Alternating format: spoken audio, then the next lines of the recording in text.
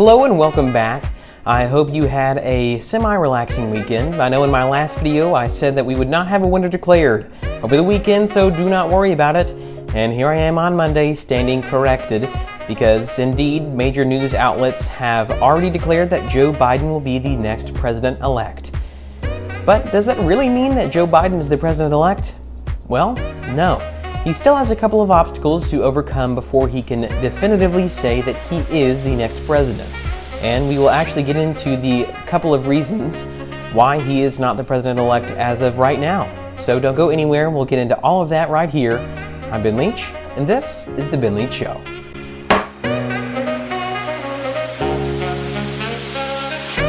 Before we begin, I would like to give a shout out to one of my commenters, Ken Ferguson, who has already informed me that he has his pitchfork sharpened and his tar has been heating most definitely over the weekend. So he is ready for the coming revolution. Just joking. And in all seriousness, look, Ken, save your tar and save your pitchfork because the race for the presidency is still on and it is far from over. But thank you so much for watching my videos and I'm glad you enjoyed them. So let's dive right into it. So what are the obstacles right now that Joe Biden faces that would keep him from becoming president?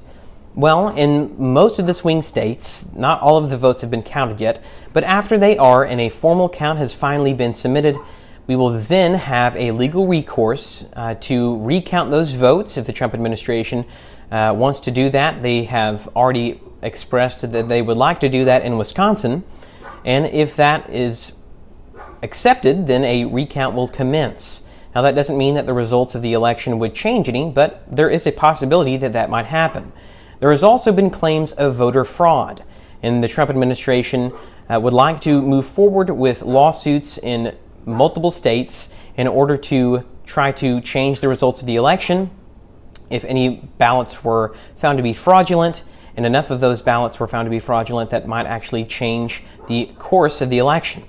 Now, there is a significant legal challenge facing Trump to do that, because not only does he have to prove that there was widespread voter fraud, and that in and of itself is kind of hard to prove, then you would have to prove that the number of fraudulent ballots would actually explain the disparity of votes between Joe Biden and Trump, and that enough of those votes really explains the winning of Joe Biden in that state. Now, if he is able to prove both of those things, then the election results would change. But if he is not, the election results would remain the same. Now, I think that many people are trying to claim that the Trump administration is false for doing this, they're wrong for doing that they should just concede the election as is.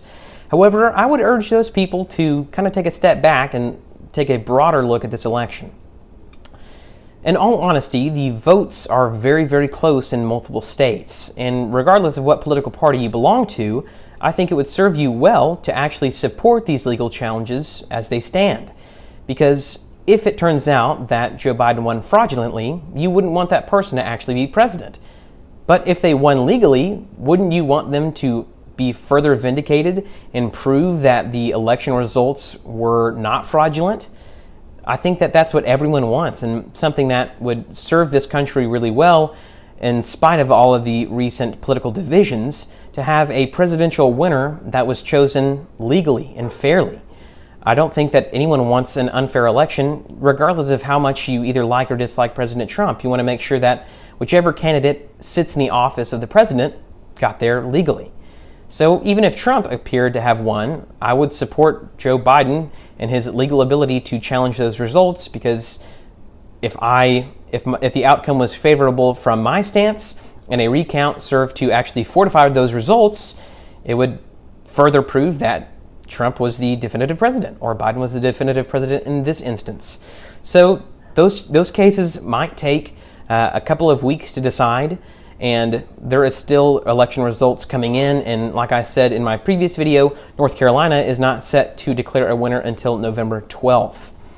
But with multiple states within a margin of error, I think it's worthwhile to see what the official count is going to be, and then resolving any legal battles that are to come before we can actually say that one candidate is president. So those are a few of the obstacles that Joe Biden is set to face, and I think if those issues are resolved, it would actually further reinforce the idea that we should be unified. Because if we're trying to have a unified country, we won't really achieve that if one side or a large portion of Americans believe that this election was not run legally. This election was not run according to the law. So we want to make sure that everyone has their voice heard and that every vote actually counts. At least the legal votes actually count. Not necessarily every vote, but every vote that is legally cast counts. So we will await to see what the results are of those lawsuits. In Thursday's video, I will actually dive deeper into those lawsuits and explain to you the potential evidence that the Trump campaign has been trying to put forth, and hopefully that will serve to clear up those questions in those states. But we will await to see who the definitive winner is until those questions are resolved. Thank you so much, as always, for allowing me to be part of your morning, afternoon, or evening.